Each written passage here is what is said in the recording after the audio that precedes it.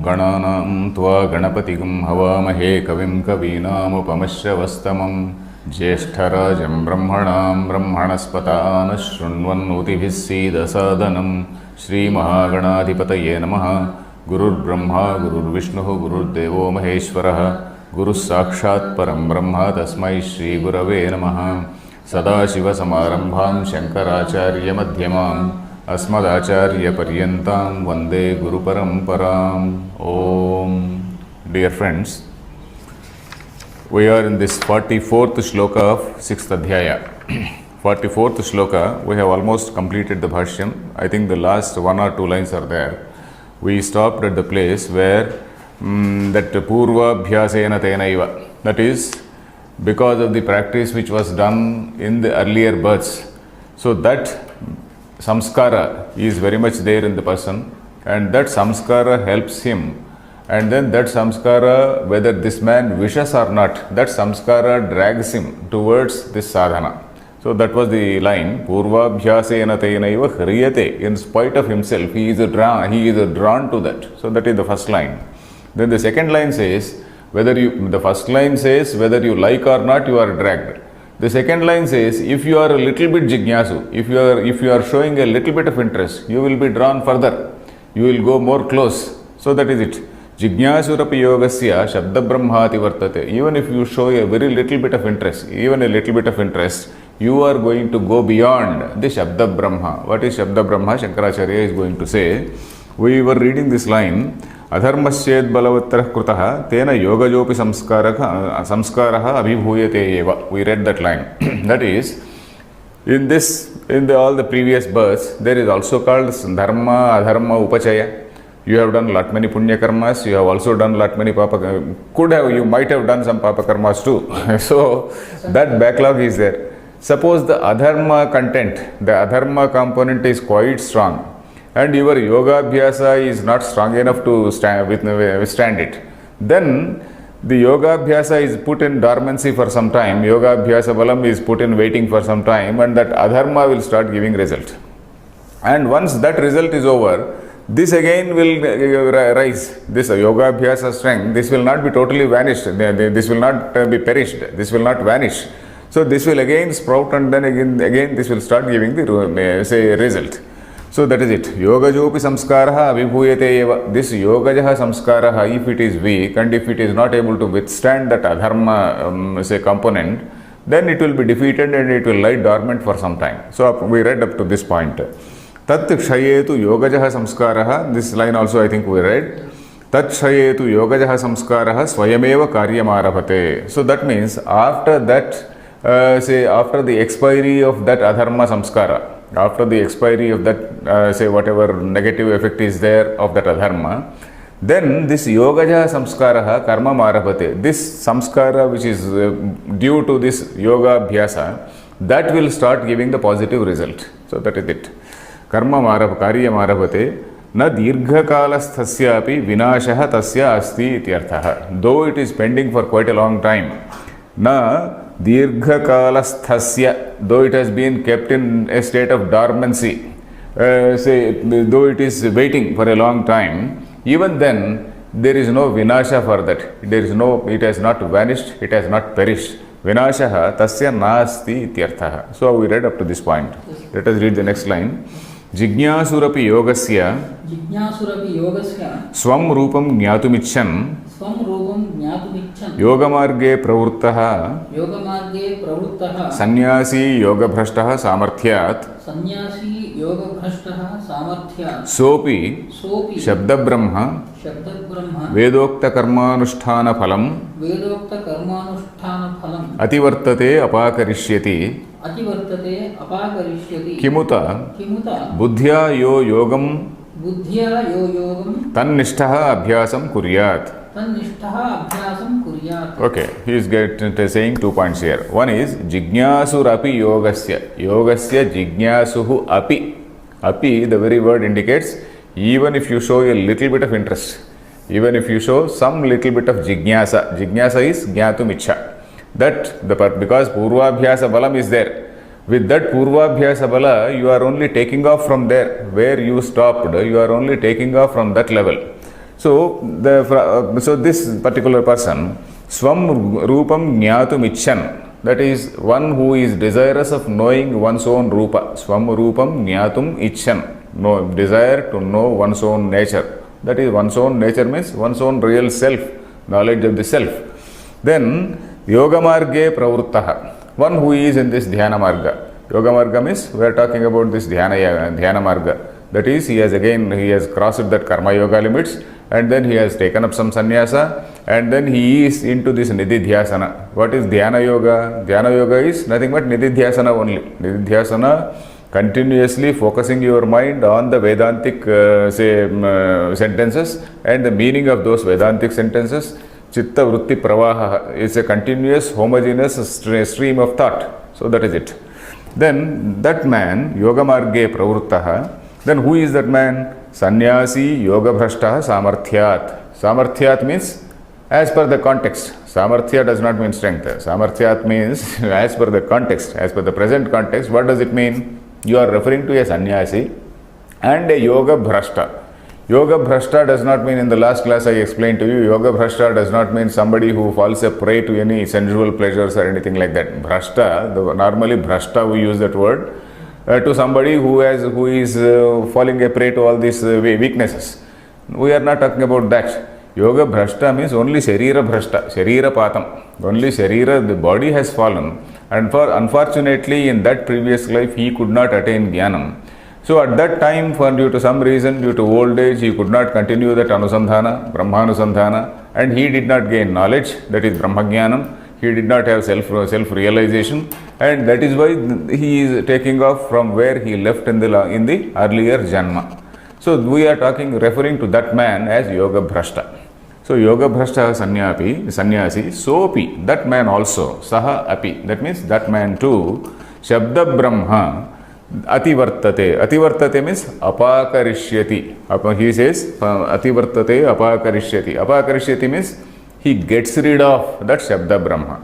He gets rid of, or he transcends, he gets over. In fact, apakarishyati actually means gets rid of. Shabda Brahma. What is that Shabda Brahma? Vedokta Karmanusthana Phalam. This is Vedokta Karmanusthana Phalam, means the result of all that Karmanushthanam which is promised in the Vedas. So that is, Veda has promised some phalam for all the karmas you do, and all that he gets rid of. So that means you are getting rid of your karma phalam. Where this Shabda Brahma actually means this karma phalam which has been promised by the Vedas, which is assured by the Vedas.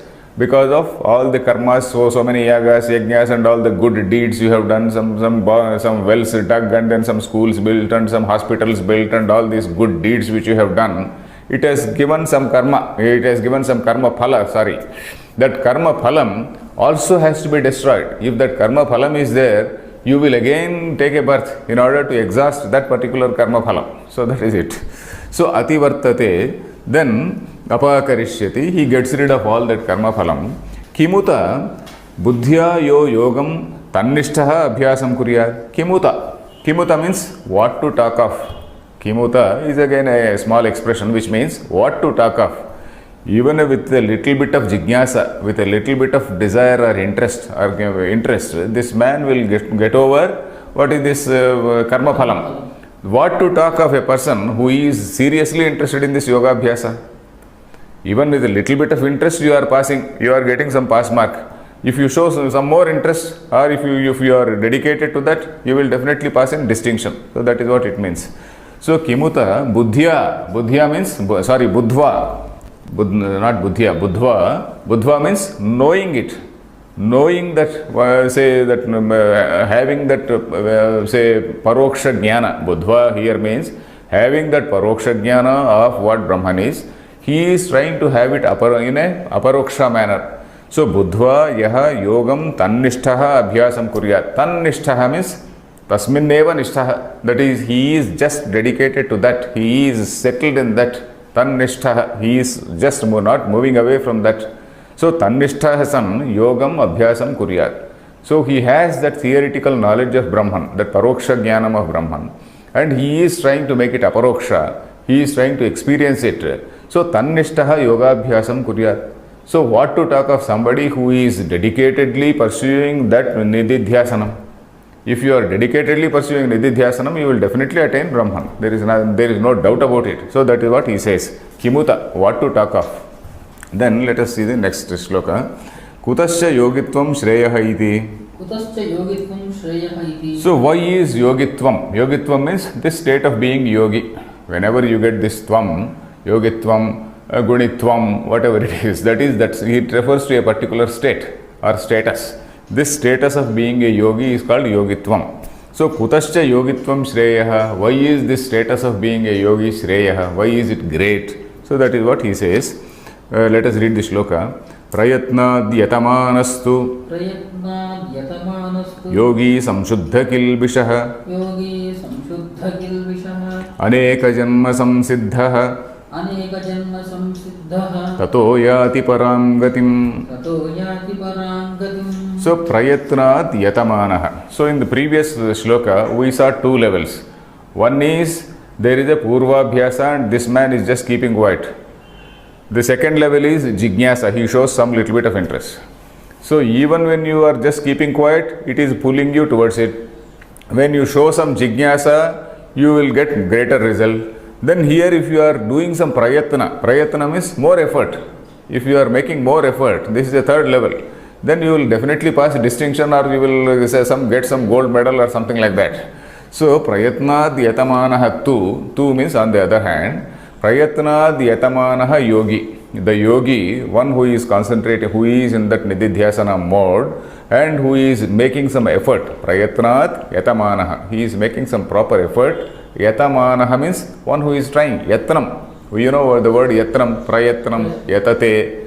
So that prayatnad yatamanaha, one who is making proper effort, then that man, what happens to him? Samshuddha kilbishaha. All this kilbisha, all these negative things, they will go away. Whatever, say, accumulated punyam, papam, etc., kilbisham not only refers to the demerit, it also refers to the merit and demerit. Because punyam also is a demerit in the context of moksha. That is also an obstacle in the context of moksha. So, samshuddha kilbishaha. So, then this man gets rid of all that backlog of all this baggage, not backlog, that baggage of karma, let us say.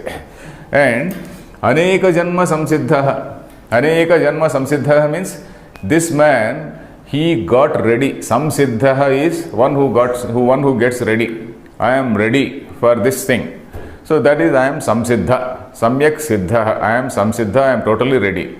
Not now. Aneka janma samsiddha. When for the past so many janmas I have been making effort, and now that has reached a point of culmination, and then I am now totally absolutely ready. Aneka janma samsiddha. Because that is a sort of cumulative gain, let us say, cumulative gain of all this all the several births. So that is it. One commentator says, Sanchita samskara samudaya. Sanchita samskara samudaya. All those samskaras are there. All this yoga, abhyasa, balam is there. In every janma you have gathered, you have acquired some little bit of strength.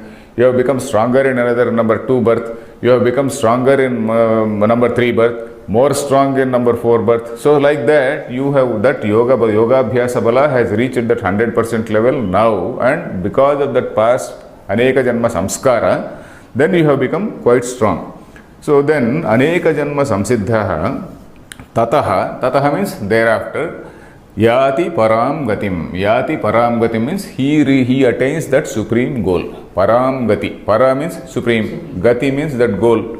Gati actually means two things in Vedanta.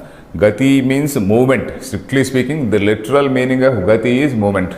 Gati means goal here in the context. Gati means avagati. Gati means avagati. Avagati means knowledge. Gati means jnanam. Gati means jnanam. Movement and jnanam. In two senses that word gam dhatu is used. One is in jnanarthakam. Gatyarthakaha, jnanarthakaha. That is what Vyakaranam says.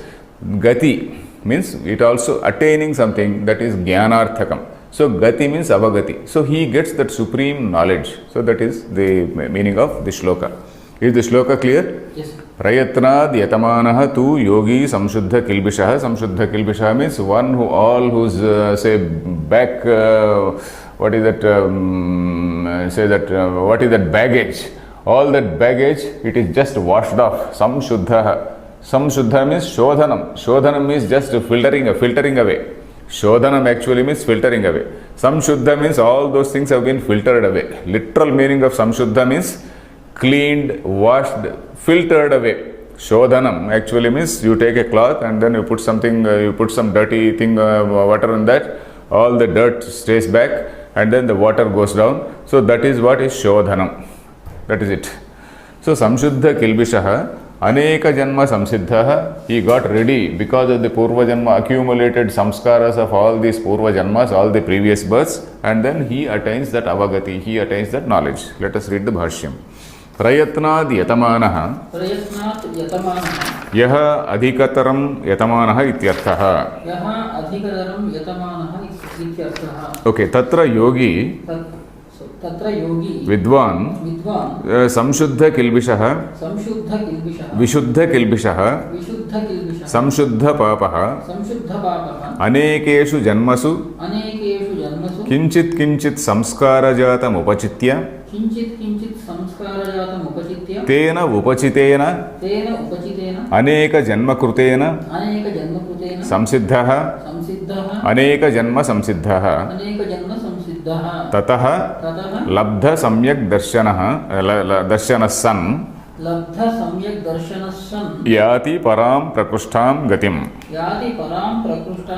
Very good. So this is one line, he has completed it. That is prayatnad yatamanaha. With great effort he is going ahead. With great effort he is going ahead. Adhikataram yatamanaha. So he is making a very sincere and honest attempt to know his real self. So that man, tatra yogi, in that context, tatra means in that context, yogi, this man who is in nididhyasana, vidwan, he is also a knowledgeable in the sense he knows that aparoksha, he has that paroksha jnanam of Brahman. Vidwan, samshuddha kilbishaha, vishuddha kilbishaha. All that backlog is vishuddha, that is filtered away. Filtered away is the most correct translation. Vishuddha kilbishaha. Then samshuddha papaha. All these papas have been filtered away. Then anekeshu janmasu kinchit samskara jatam upachitya. In so many janmas, anekeshu janmasu. Anekeshu means in so many, janmasu in births, so many births, he has acquired kinchit samskara jatam, some little bit samskara jatam, that samskara. We know what is that samskara. Samskara is you do some any act, some good deed or bad deed. It leaves an impression on your mind. It leaves an impression in your say subtle body, let us say. So that subtle body has got all the impressions of all the good deeds and bad deeds. Here, what exactly is the transmigrating thing? Transmigrating thing is the subtle body only. The physical body falls off. And then the subtle body is moving from body to body to body. You can compare it with some sort of relay race, let us say. So this relay race, the physical body falls off and then the subtle body, it is taking that, that relay race. If you have seen, the fellow holds a candle and then he runs and then hands over to somebody else, and then that fellow again from there he runs 200 yards and then he again hands over to somebody else. So that is a relay race. In this relay race, the physical body falls off, the subtle body is just holding it and then handing over to the other fellow. The other fellow is handing over to some other fellow. That means this is handing over to another body. Though the bodies are falling off, but the subtle body is ultimately is the collective, it is getting the collective gain of this samskaras, isn't it? So this can be compared to a sort of relay race. Aneka janma samsiddhaha, because he is getting ready. He got ready because of the cumulative samskaras of all these things. And in every life he has accumulated or gathered a little bit of samskara in every life. Is it clear? Aneka janma samskara jatam upachitya. Upachitya means having acquired. Upachayam is actually acquiring. Say gathering and acquiring. In fact, the body deha, what we call human body deha, The root is diha upachaye. Upachaya means acquiring. Every day you keep eating and eating and eating, and then you are acquiring more and more for building up this body with the flesh and blood. So that upachitya, tena upachitena, aneka janma krutena. By that upachitena, aneka janma krutena, with that accumulation, upachitena means by that accumulation, which is the product of many births, which is the product of many, say, previous lives which he has taken. Then samsiddhaha, aneka janma samsiddhaha. So that word aneka janma samsiddha, a long vigraha vakyam Shankaracharya has given. Tataha means by that, labdha samyak darshanaha sam. Labdha samyak darshana sam means having become someone who has got samyak darshana. Samyak darshana. Labdha means he has obtained samyak darshana, that proper vision. He became one with a proper vision. He acquired that proper vision. And then yati param prakushtham gatim. He attains that paragati, that supreme goal or supreme knowledge. So in both senses that word can be taken. One is goal and the other is knowledge. The next sloka, yasmad evam tasmat. Yasmad evam tasmat. Because of this. Yasmad evam tasmat means because of this. Then next sloka, tapasvibhyodhiko yogi. Tapasvibhyodhiko yogi. Jnanibhyopi tat matodhikaha. Jnanibhyopi matodhikaha. Karmibhyaschadhiko yogi. Karmibhyaschadhiko yogi. Tasmad yogi bhava Arjuna. Tasmad yogi bhava Arjuna. So Lord Krishna is extolling and praising, projecting it as a good role model for all people. So he says this yogi is somebody who is supreme, and so he is superior to everybody else. There are people, so many people in the path of liberation, or in this process of liberation. There are so many people who are on this ladder. So compared to all other people who are at different levels on the ladder, this yogi is at the supreme level. So that is what Lord Krishna is saying here. And he is greater than him. He is greater than this, greater than this, greater than this, he is saying. What is that? Tapasvibhyaha adhikaha yogi. Yogi, this person who is in this nididhyasana, and then this who is a Brahmanishta, let us say, this man is tapasvibhyaha adhikaha. Tapasvibhyaha, that is in comparison with all these tapasvis. Tapasvi is somebody who is doing all types of austerities. Austerities, we know, this kruchra, the examples given are kruchra, chandrayanadi vratam. Kruchram, Chandrayanam, these are all certain physical austerities where you undertake fast for a long time. Chandrayana Vratam, we know. Chandrayana, I think once or twice I explained. That is going as per the lunar calendar. You start with one morsel of food on Padyami, go to that 15 morsels on Purnima day, and then again gradually reduce, and then 14, 13, 12, like that. You come back to one morsel of food at the end of the month. So like that is one type of Chandrayana. Or another type of Chandrayana is you start with 15 morsels of food today, then reduce it and go to one morsel of food, and then you may slowly again increase it to 15. So that is Chandrayana Vratam. For the whole day you will only take one morsel of food or two morsels of food. So something like that. So that is a Chandrayana Vratam. Kruchram actually means very severe. Kruchra Vratam, Kruchra, the very meaning of Kruchra is very difficult. That is a very difficult vratam. Exact details are not given here. That is a very difficult, let us say fasting, involving a lot of fasting and then physical, constraints. So this is tapasvi, is somebody who is indulging in all types of physical restraints. That is, by implication, there is no nididhyasana there. There is no nididhyasana. He is only undergoing a physical strain. He is undergoing a physical strain, basically for in that process of yama, niyama, asana and all that. In that process, he is there, and then he is trying to get some self-control. So he is at that level. So tapasvibhyaha yogi adhikaha. So you compare to all of them, this yogi is superior. Then jnanibhyopi mato adhikaha. Jnanibhyaha. When compared to all these jnanis, by jnani we are not referring to brahma jnani or aparoksha jnani, we are referring to paroksha jnani. Whenever we see this word out of context, We have to properly understand the context and then know that Lord Krishna is referring not to a jnani who is a realized soul, but to somebody who is having theoretical knowledge. So somebody who is having all that scriptural knowledge, all that paroksha jnanam, we are referring to that. So this jnanibhyaha adhikaha mataha. Mataha means he is deemed. Mataha means he is deemed. Manute, that manudhatu. So adhikaha mataha means he is deemed to be superior. Then karmibhyascha adhikaha yogi.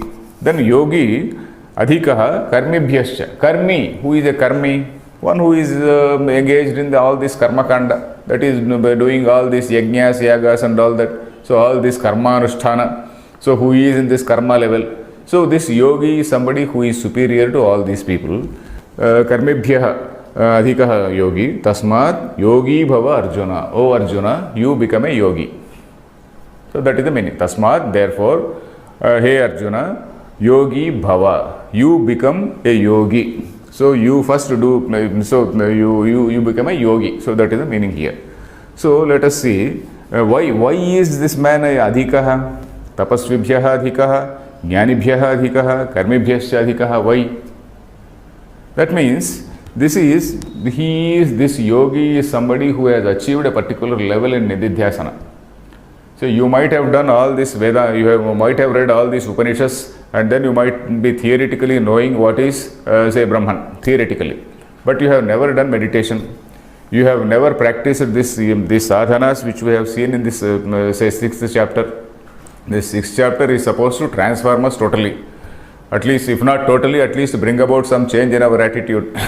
So one who has never done any sadhana, one who has not attempted any this manonasha and vasanakshaya, these two words we discussed earlier. Manonasha, that is annihilation of your individual ego. Your individual ego, your individual address has to be forgotten, and then you have to forget that you are so-and-so Srinivas with a so-and-so body, with so-and-so caste and so-and-so office, so-and-so, all your identity factors have to be forgotten, and you should realize yourself as nothing different from that Brahman consciousness. So that is manonasha, vasanakshaya. All these samskaras of all these, either in this life or in the previous lives, all that has to be say eradicated. So eradication of all the vasanas, annihilation of your ego, annihilation of your identity, and realization of that ultimate thing, that is what is in that nididhyasana. A man with a tapasvi who is doing that all these physical austerities, he has not attained that level. So naturally yogi is superior. Jnani, a person who is having a theoretical knowledge, suppose some professor in Vedanta in some university, let us say, who has never done any practice. So that man, so this yogi is somebody who is superior to that professor who has read 100 books and then who has say translated 100 books. Or karmibhyaha, he is also superior to somebody who has done this yajna, chandi yagam, samadari yagam, and then all other sudarshana yagam and all these yagas he has done. So this yogi is superior to all those people. So that is the reason, because he has attained a different level. His mind, his vision has changed. So that is the meaning here. Let us read the Bhashyam. Tapasvibhyaha iti. Tapasvibhyaha iti. Tapasvibhyaha adhikaha yogi. Tapasvibhyaha adhikaha yogi. Jnanibhyopi. Jnanibhyopi. So tapasvibhyaha, because this is one man who does not torture his body. This tapasvi, what does he do? He only tortures his body without thinking. Whereas this yogi, he eats well, sleeps well, but also thinks well, let us say. He eats well, sleeps well, and we have seen that also.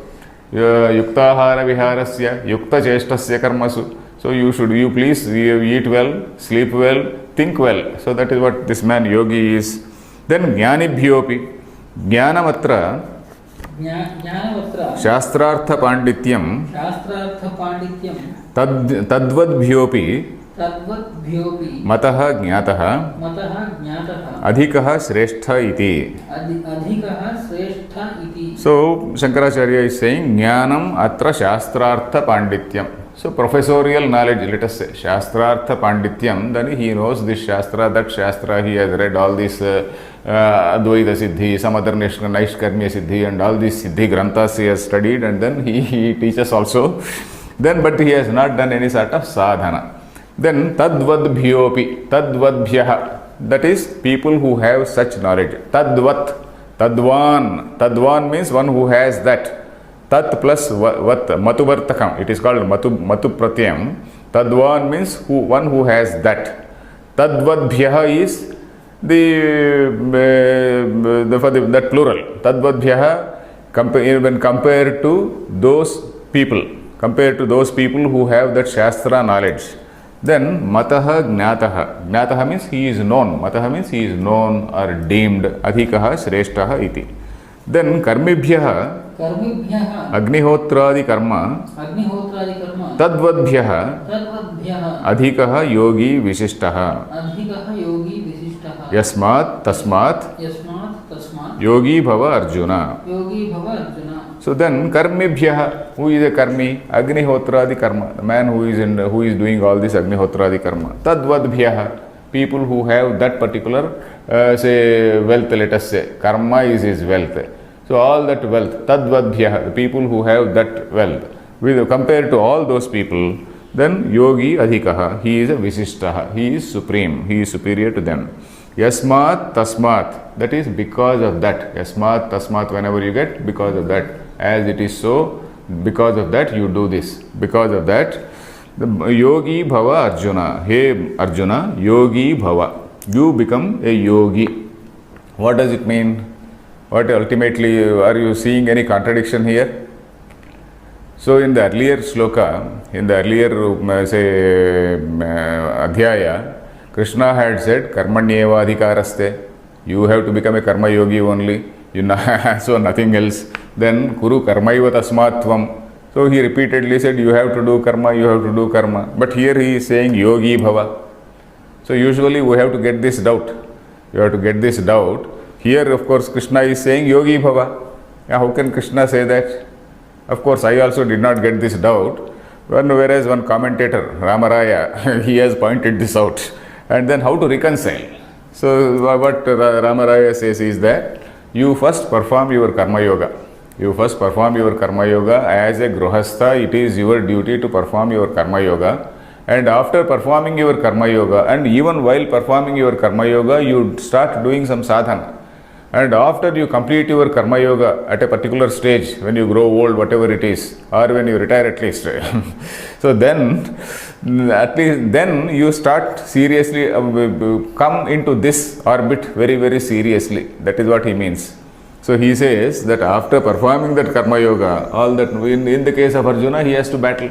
In our case, we may have our own field of karma yoga. Then you become a yogi, you become a sannyasi. So what does it mean? It is a message to everybody. It is a message to all of us. Why? We have been seeing that sannyasa yoga is something which is the theme of this particular say chapter, isn't it? And why are we studying it? Of course, we are studying it because Krishna has said, and because there is a Shankaracharya Bhashyam and whatnot. But apart from that, how is it relevant? It is relevant for a grihastha because sannyasa is the highest model. That is the highest goal. Not model, highest goal which has been established in our scriptures. So for that, and that is the only way for realization. That is the only way for realization. There can be a jnani karma or a sannyasi who has totally given up the karmas, or a jnani because of his prarabdha he may be doing some karma. He is not a karma yogi. Jnani, when he is doing karma, he is not a karma yogi. Karma yogi still has that idea of ego, that self. I am doing karma for the sake of Lord, that I factor is there. Whereas jnani karma, like in King Janaka, etc., that I feeling is not there.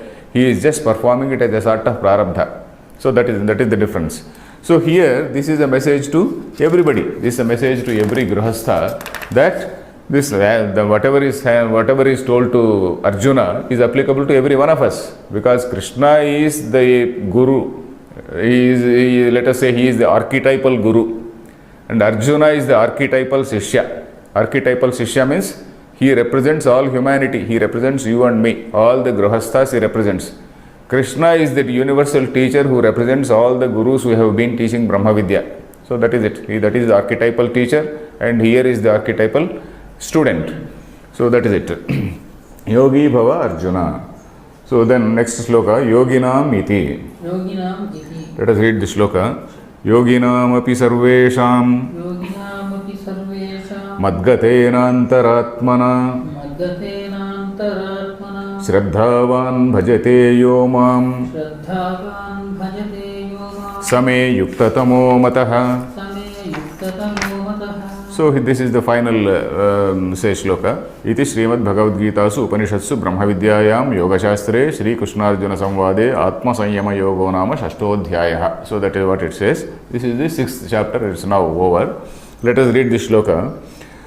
Yoginam api sarvesham yoginam api madgatena antaratmana shraddhavan yaha bhajate mam sa me yuktatama. So the subject here is Shraddhavan Yaha Mam Bhajate. Yaha Mam Bhajate. That is the one who is Bhajate here means who is not a person who is doing bhajana. Bhaja dhatu, it has several meanings depending on the context. Here Chintayati. That is one who is doing Nididhyasanam on me. Me means Supreme Brahman. One Yaha Mam Bhajate Shraddhavan.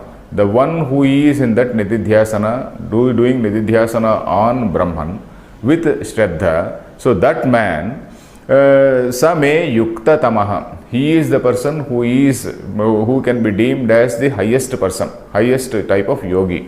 Then how is it? Yoginam api sarvesham. Then among all the types of yogis, this man, he is superior. Who? Madgatena antaratmana. Madgatena. That is the antaratma or say his mind. Antaratma actually means, here it means mind only, not something else. Madgatena antaratmana, that is one whose antahkarana is totally dwelling in me. Madgatena antaratmana, by the one whose antahkarana is totally dwelling in me, whose antahkarana is totally in me. And then he is also a Shraddhavan, Yaha Mam Bhajate, the person who is always thinking about me or always Nididhyasanam is only on this Brahman. Then Sa Me Yukta Tamaha, he is the person who is deemed to be the greatest type of yogi. And Yoginam api Sarvesham Yoginam api. Sarvesham means from among all the types of yogis, he is the man who is the dearest to me, who is deemed to be the highest yogi. So that is the meaning here. The words are like this: Yoginam api sarvesham. So the anvaya is sarvesham yoginam madhye. Sarvesham yoginam madhye same yuktatamaha. That is among all the yogis, all types of yogis. What are all those types he is going to explain? All those types of yogis, somebody who is doing some saguna upasana, somebody doing some other upasana. So all types of upasanas, what are the people who are doing all those upasanas? Among all those people, madgatena, that is, madgatena means the thing which is antahkarana, which is dwelling in me. Madgatena antaratmana shraddhavan yaha mam bhajate, one who dwells in me, bhajate, one who sevayati or chintayati. Bhajana does not mean bhajana, but chintana. Then Saha Me Yukta Tamaha. He is the person who is dearest to me. Let us read the Bhashyam. I think if we complete this, we will also make a small summary, a brief summary of this 6th Adhyaya. Yoginam api sarvesham. Then Rudradityadi Dhyanaparanam madhye. Madgatena Mayi Vasudeve. Samahitena antaratmana antahkaranena Shraddhavan Shraddhadhanaha Shraddhadhanasan Bhajate Sevate Yaha Mam Sa Me Mama Yukta Tamaha Atishayena Yuktaha Mataha Abhipretaha Iti. Okay. So here, Yoginam api sarvesham, among all types of yogis. What are all these people? Rudra, Aditya, Adi, Dhyana, Paranam. Rudra, Aditya, Adi. Aditya, Adi means various other types of gods. Agni, Indra, so many types of things. Rudra, Aditya, Agni, Indra, so many types of forms. What are all they? These are all Saguna forms. These are all basically All these things are saguna forms which are envisaged in the framework of Maya only. Maya is that Avyakta which is the first manifestation, which is the first, which appears in the Brahman. And in that Avyakta, from that Avyakta, all these things are visualized. All these cosmic forms, or Rudra is a cosmic function, Vishnu is a cosmic function, then Brahma means creator Brahma is another cosmic function, Indra is another cosmic function. All these things, these are all Adhikari Purushas. We also know in the Kathopanishad, we also saw that Adhikari Purusha, that is, they will be there as long as this creation is there. And once that creation is over, then these again, they just vanish, they just merge in that consciousness. And then again in another type of creation, this again the same type of Adhikari Purushas they come. So that is it. So all these people are something like Jivas only. They are Adhikara Purushas. So that is why you are dwelling on a lower type of Brahman. You are dwelling on a lower type of reality and not on the supreme reality. So that is what it means. Rudradityadi Dhyana Paranam. These are the people who consider all these lower forms only as supreme, and they have not understood the higher form. Tesham Madhye, among them, Madgatena. Madgatena, what is the meaning? Mai Vasudeve Samahitena Atmana Antahkaranena. Here Antaratma means Antahkaranam, as I said. Madgatena, who is this I? Vasudeva. Vasudeva, I repeatedly explained. Vasu means in whom all these things vasanti jaganti yasminniti vasuhu. That is, all the words are in him. All the words are visualized in him only. Not as though he is a body and then they are like bacteria or anything. But all this visualization is in that consciousness only. In that consciousness, then Devaha. Vasu and also Devaha. Deva means divyate iti Devaha. Vasu means providing existence. Vasati. Vasati means existence, isn't it? Sat. Then the next Deva means Chit. Divyati, Prakashati. Iti Chit. Sat and Chit. Both combined together, it becomes Vasudeva. Vasudeva means, that is, the Sat and Chit is Vasudeva.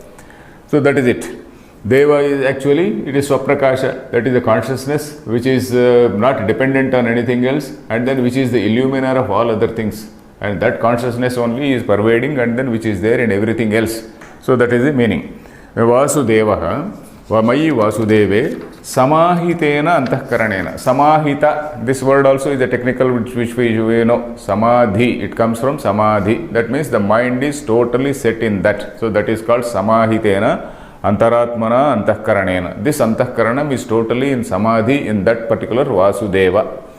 Then Shraddhavan, Shraddhadhanas son, that is one who is having that Shraddha. This Shraddha word also we discussed it earlier. Shraddhavan san bhajate sevate. Bhajate again, to avoid any misunderstanding, the commentator Madhusudana Saraswati, he clearly writes, bhajate means chintayati. And then another commentator elaborates, soham asmiti chintayati. That is, chintayati means he thinks. Thinking what? I am that. Bhajate means I am that. So that sort of aham, that nididhyasanam level, where this man, he realizes that I am that supreme thing. So that is what is called bhajana. Bhajana does not mean in a duality, in a mode of duality. Bhajana means you are in that non-dual mode where you think you are not different from that. So that is it. Bhajate yo mam same mama yukta tamaha atishayena yuktaha mataha. That is, he is the greatest person among all according to me. So that is what it is. Shriti Srimad Paramahamsa Parivrajakaacharya Pujyapada Srimad Acharya Sri Shankara Bhagavatah Putau Sri Bhagavad Gita Bhashya Atma Sanyama Yogo Nama Shashtodhyayaha. So here we have completed this 6th chapter. How much time is there? Still have about 15 minutes? 16 minutes. I think we will very briefly try to summarize. So this is a chapter, as I have been saying, this is a chapter which is basically meant to totally change us from inside, because it is supposed to bring about some little bit of transformation in us.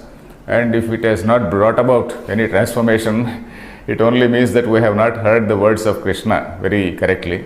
In fact, honestly speaking, when I first heard the Bhashyam from my Guru, long ago, I also never realized the total import. Maybe temporarily it went into my mind, and then later, again and again, when I wrote a small book on Gita, then again I realized something more. Then again, while teaching, I realized something more. Maybe this goes on like that. Because from teacher, you don't learn everything. From teacher, you get only about 25% of what is there. There is a famous shloka, Acharyat Padam Adatte. What you learn from the teacher is only about 25%. Padam Shishya Swamedhaya. Then another 25% you have to think, and then you have to reach that level. Then Padam Sabrahmacharibhyah. The another 25% by discussion with your fellow students. Shesham Kalakramenacha. The remaining by constant meditation on that, you have to reach perfection. So that is what it says. So like that, this is one chapter which is telling about a dhyana. Then what is this thing? It starts with the very first shloka. I have brought a very small text. It is easier for me to read from this. So the first shloka, it talks about karma yoga. Actually, Lord Krishna starts praising karma yoga. He starts praising karma yoga, and at the same time he tells about its limitation. The first shloka praises karma yoga. He says the karma yogi is something like he is actually equal to sannyasi, sa sannyasi cha yogi cha, na niragnacha kriya. So he says this man is equal to a sannyasi, he is equal to a yogi. But again in the very third shloka, he is also showing the limitation. What is it? Arurukshoho munehe yogam karma karanam uchyate. For somebody who is graduating to this level of dhyana yoga, karma is a sadhanam. Karma is a sadhanam means it is called a bahiranga sadhanam. Karma then stops. Karma yoga stops when you reach this particular orbit. So that is what we have said, we have read elaborately. So the limitation of karma yoga is very immediately pointed out by Lord Krishna. Then what is this yoga rudha? There is a definition of yoga rudha in this fourth shloka. Yada hi nendriyartheshu nakarmashvanusajyate sarva sankalpa sannyasi yoga rudha tadochyate. Then yoga rudha, that is when are you becoming a yoga rudha? Then all this sarva sankalpa sannyasa is done.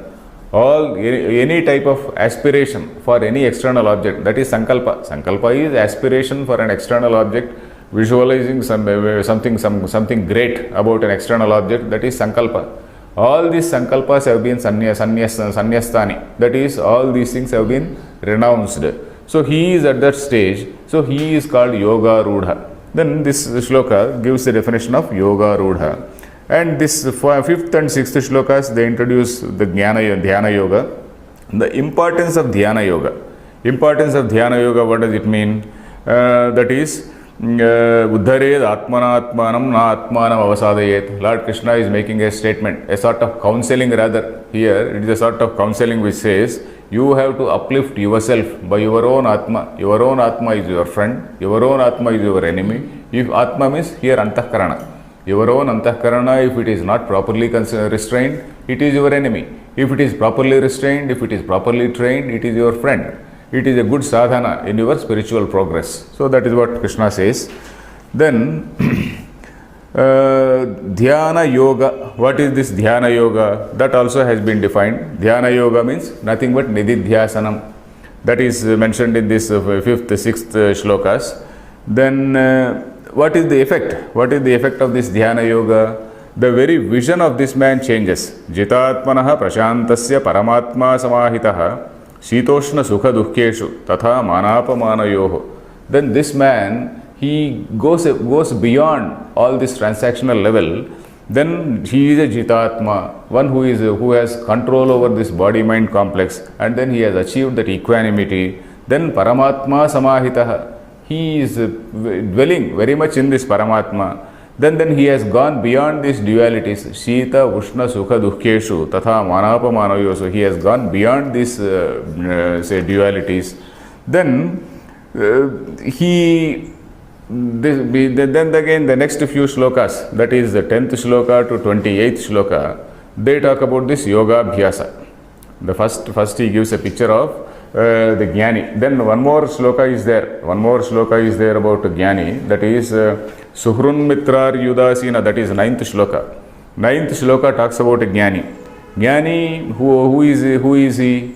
a person who is in that Brahman awareness. Brahman awareness means he has given up his identity with this smaller self, his delimited identity with this body-mind complex, he has totally given up, and then he has assumed that higher identity. So that is, he has expanded his self. It is as though he has expanded his self, he has discarded all his identities of this body-mind complex, and then he has gone to the next level.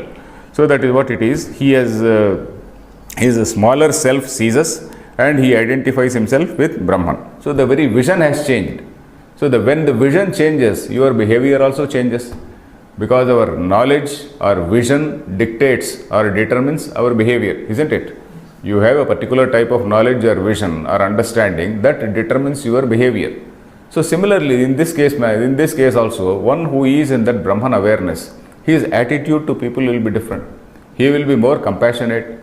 He will be having that quality of equanimity. Samadarshanaha, it says. Samadarshanaha means one who is seeing Brahman in everything. Then Sarva Bhutatma Bhutatma. Then he has no enemies. There is no question of enemy. Suhrun Mitra Ari Udasina. This the word called Ari or enemy. That is something which is it has been removed from his dictionary. That word enemy is not there in his dictionary.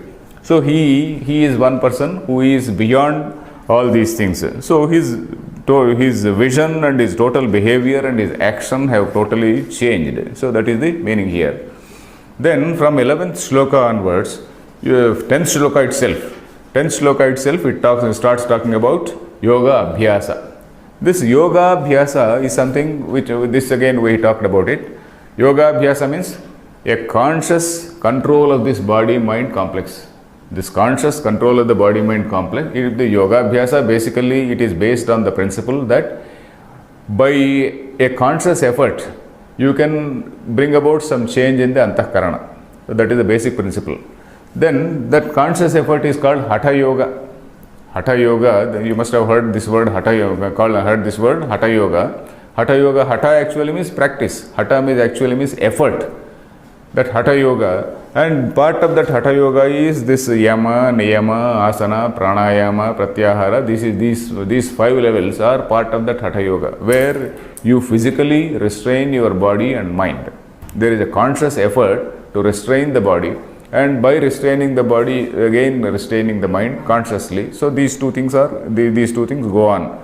So these things have been explained in these shlokas, that is from 10 to 28. These things have been explained. Then these things means, for example, this yogi yunjita satatam atmanam rahasi sthitaha ekaki yatachittatma. It talks about dhyana. Then again asanam. Asana means how exactly he has to position himself. Shuchau deshe pratisthapya sthiram asanam atmanaha. How that asanam has to be there. How it should be conducive to this dhyana. How it should not be a disturbance to dhyana. So this again, natyuchritam nati nisham. All that thing he has explained. Then again, the next stage is called dharana and dhyanam. Dharana, I told you, dharana is concentration. Concentration is something like focusing a particular beam of light on a particular point. That is just focusing. Then again, dhyanam is not exactly focusing. It is a continuous and a homogeneous thought process. Dhyanam, like we also recalled Shankaracharya's definition of that dhyanam. What is that? Tailadharavat tulya pratyaya santatihi asankirna cha atat pratyayahi. That is like an oil stream of that thread of oil, let us say, Tailadhara, that thread of oil which flows continuously. This stream of thought also has to be continuously going on. And then this is a homogeneous thought process. That is, you are dwelling on the nature of Brahman, and you are not disturbed by any other dissimilar thought. There is no heterogeneous thought, there is no dissimilar thought. It does not mean that you have to foolishly believe. It is not that. Because Shravana level is over. Shravana level, you have heard this Vedanta Vakyas. Manana level, that is all this Tarkam, and by using logic, you have to see what all has been, you have heard in this Shravana level. Is it all logical or not? So that is the Manala level. In fact, if you see the very structure of Brahma Sutra Bhashya, if you see, the very structure is like that. Shravana, Manana, Nididhyasana, and then again Phalam. The first chapter, Adhyaya, it is about Shravana. It tells about Brahman, it tells about Jiva and all that. Then the second adhyaya, second pada is called, that is avirodhadhyaya. That is, avirodha means different arguments of different schools of thought. Buddhists, what do Buddhists say? What do some other Charvakas say? What do this say Patanjali Yoga and Sankhya? What do they say? So all their arguments are taken into consideration, and then all their arguments, they have been answered. So that is that avirodhadhyaya. So you have got some samanvayadhyaya, the first chapter. Then again avirodhadhyaya, where you go to that manana level. Mananam is nothing but yuktya anuchintanam mananam. That is, you have to logically coordinate, and then you have to logically not only coordinate, reconcile various sentences which are there in this say Upanishads. So that is the third level. Then the third level is nididhyasana. Nididhyasana level, where you have to do this practices, this dhyana practice. So the very structure of Brahma Sutra also is like that. So these things are taken care of.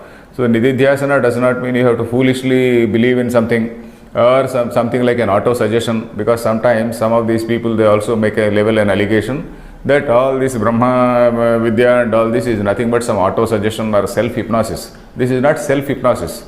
This is after a very, very considered process only, we have come to that level.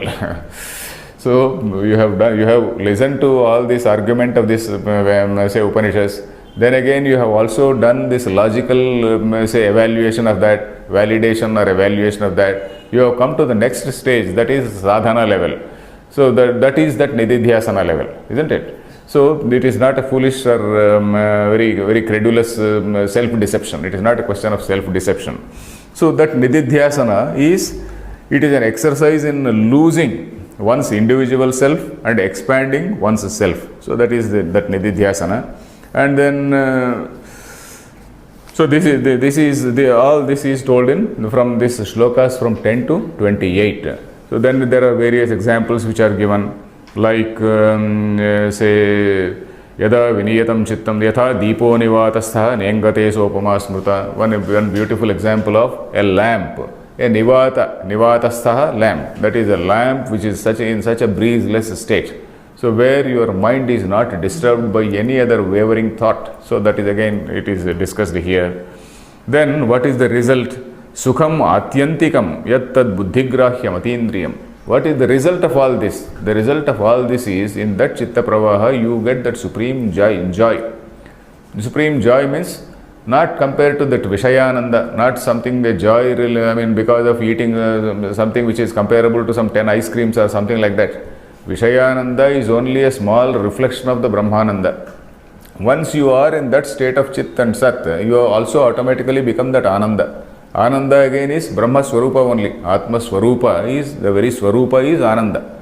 Swarupananda and Vishayananda, these two things also I explained. Vishayananda is depending on the object. Swarupananda is knowing, is after the realization of self. You reject all these Vishayas as Abhasa. All these things, they are only something like an Abhasa. So you reject all that. So that is the Anandam. That is Sukham Atyantikam. That is that you are in that state of bliss. Then at that stage, Arjuna gets a doubt. Arjuna gets a doubt about the mind's fickleness. Mind's fickleness, he says. What is this? And also before that there is another sloka which says Shanaihi uparamet. This is a very, very slow and steady process. You are not supposed to be disillusioned. You are not supposed to be demoralized in the process. You are making effort in this process. There is a slow growth in this. It is not a very, very speedy growth. It will not give any speedy result. Shanaihi uparamet. Very, very slowly you have to go on. This is the 25th shloka. Then you should not sanishayena yoktavyaha yogo anirvinna chetasa. Anirveda is something that is, you should never get into that stage of demoralization. You should never be disillusioned in this process, because controlling the mind is something which is very, very difficult. Even for 5 minutes, you can't control your mind and you can't fix your mind on a particular thing. By that time, the mind wavers and wavers.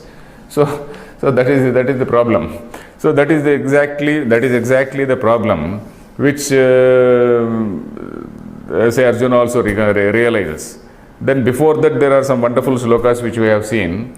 Sarva bhutastham sarva bhutani chatmani. That is the person, a jnani, who is able to see all the beings in himself and himself in all beings. That is because he has totally annihilated his own ego. He is only seeing himself as the pure consciousness. So it is his own consciousness which is there in everything else, and everything else is in that supreme consciousness. He has expanded his self and then he is in that position. So that is why he is able to see that sarva bhutastham atmanam. So then yoga yuktatma sarvatra samadarshanaha. Then similarly yo mam pashyati. So he is equating. Then Lord Krishna is very clearly saying that so-called Atma is nothing else but Brahman. Yo mam pashyati sarvatra. He is saying that this so-called Atma is nothing but me. Yo mam pashyati sarvatra mayam sarvam cha mayi pashyati. This again we discussed it. First of all, I realized that I am everywhere.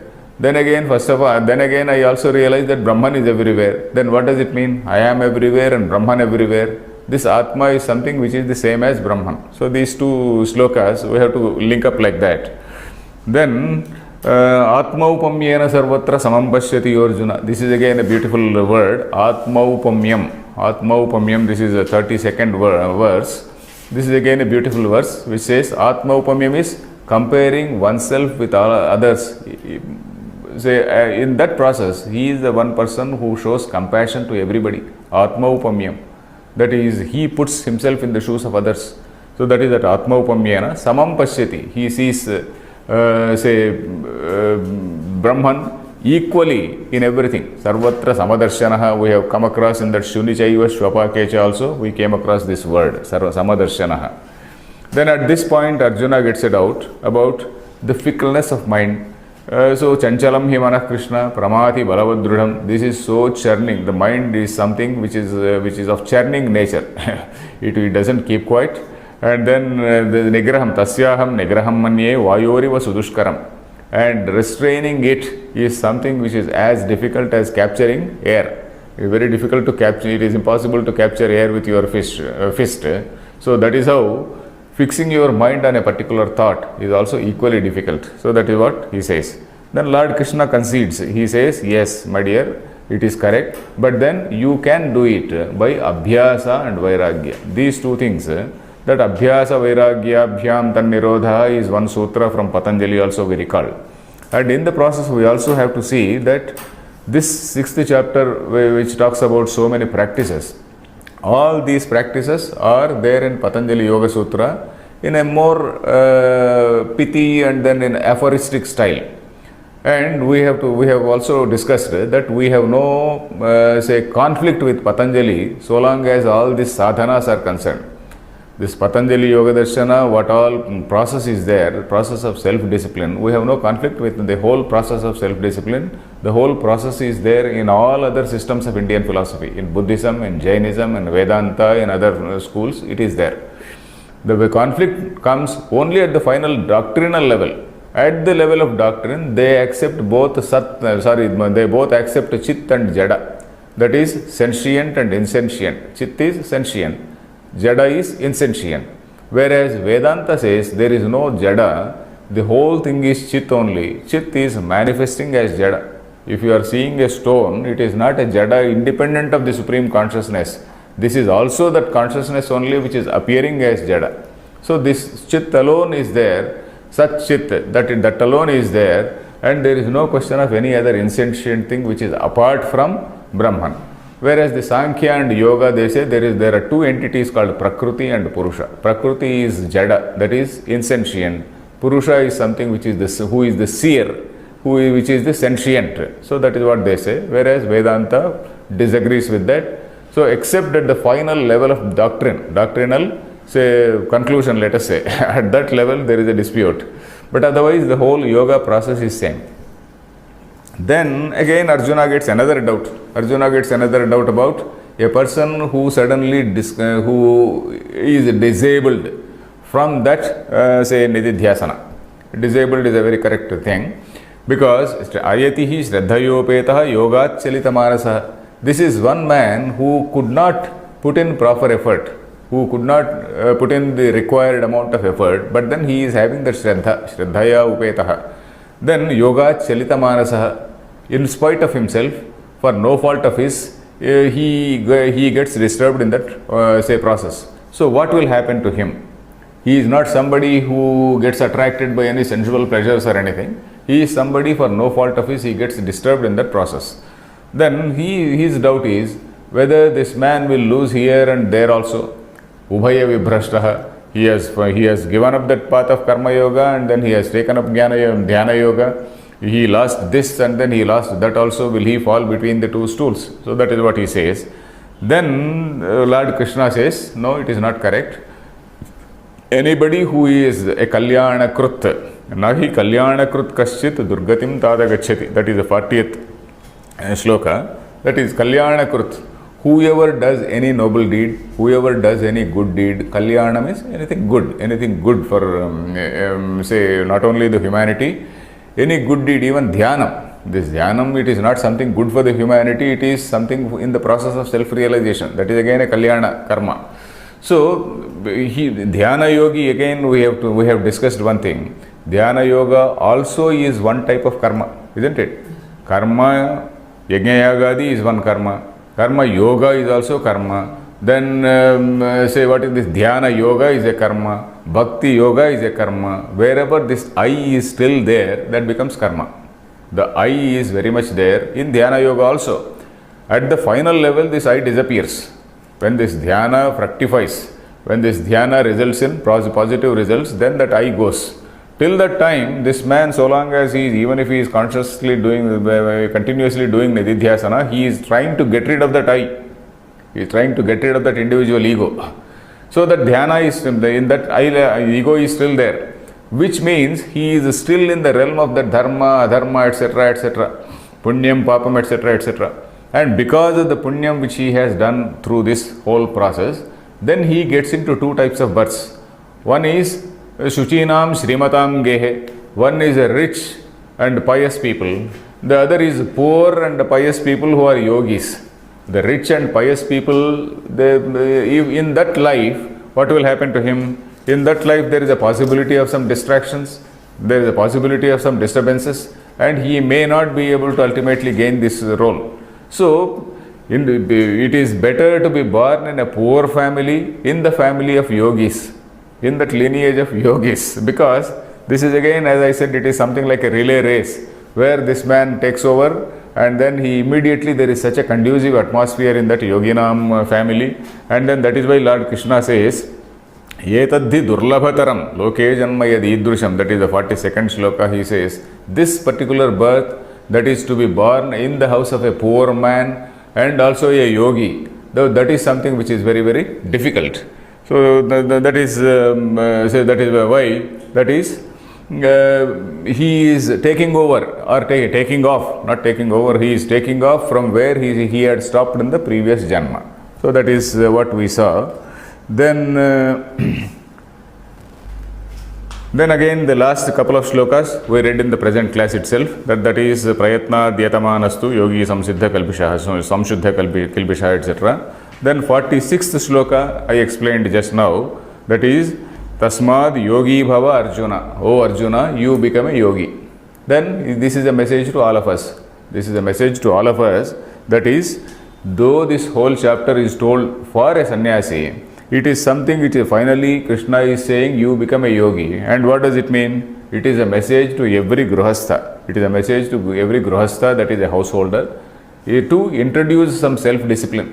To introduce some self-discipline in his life, and then start doing some yoga, start doing this Abhyasa and Vairagya. And these two things are not incompatible with Karma Yoga. These are very much compatible with Karma Yoga. Karma Yoga you may be doing. You are doing, actively you do Karma Yoga, but also practice some little bit of Abhyasa and Vairagya. Abhyasa means Yoga Abhyasa, and then Vairagya, a little bit of dispassion. And that will come only by some little bit of Shravana. Yoga, Abhyasa and Vairagya comes only by Shravanam. Abhyasa will not come by in any other manner. That is, Abhyasa coming in any other manner is something, it's a temporary Vairagya.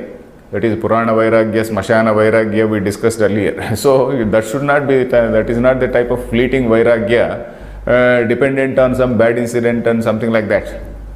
Not like that. It should be a solid, positive Vairagya born out of a proper Shravana. So these two things have to simultaneously go on with the Karma Yoga. That is the message for all of us in this 46th shloka. So this is how this chapter ends.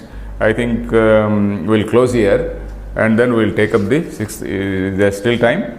So we completed, exceeded 10 minutes. Okay, it's okay. Then it's all right. So now in the next class what we can do, what we have to do is, say we have to have a very brief review of the first 6 chapters, because the first 6 chapters, they constitute a particular unit, and then the next 6 chapters, they constitute a unit, and then the last 3 chapters, they constitute one unit. So the structure of Gita is, the first 6 chapters tell about the Jiva and his predicament, what is Jiva and what is all this. Then all this means his role in society, his Karma Yoga, all these things they have been told. The next 6 chapters, they tell about what is the supreme reality. We know this word called Tat, the sentence Tat Tvam Asi, that is, that thou art, that you are. That you means Jiva. That Jiva has been told in the first 6 chapters. That is Tvam Padartha Vivechana. Then what is that Tat? What is that? What is that supreme thing for which we are looking? So that is there in the next 6 chapters. Then Asi, that equation, how that equation is established, that we have to see in the last 6 chapters. So this structure of Gita is, all this experience, all these commentators, they have seen this particular structure in this. So that is why he says, Tvam Padartha Abhignasya Jnananishta Uktva Vakyartha Jnanan Mukti Hiti Sadhitam. So that is what Anandagiri says. This Tvam Padartha Vivechanam has been done here, and in the next sextet, or rather next 6 adhyayas, we are going to see the Tat Padartha.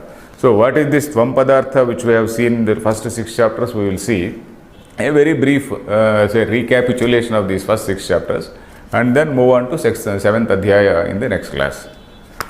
Om Purnamadah Purnamidam Purnat Purnamudachyate Purnasya Purnamadaya Purnameva Avashishyate. Om Shanti Shanti Shanti.